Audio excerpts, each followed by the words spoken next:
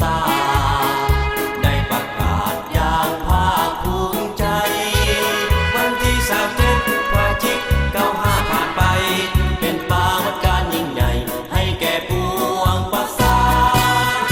วิทยาคารป้องกันความสงบแห่งชาติเข้มแข็งคงคาปราดเปรื่องปีศาจนำเอาแนวทางของทัพท่องเรียนศึกษาเอาบทเรียนก้าวหน้ามาศึกษาตามวิชาการวิทยาคารป้องกันความสงบเป็นเหล่าลูกกองฝ่าจำการท่องเรียนฝึกฝนสร้างกองกีฬาอาคารเดินไปตามอุดมการณ์เพื่อประชาได้อยู่สุขีวิทยาคารป้องกันความสงบแห่งชาติขอประกาศด้วยเกียรติศักดิ์ศรี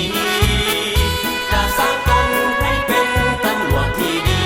เพื่อเห็นสำเร็จหน้าที่เป็นตำรวจของประชาชน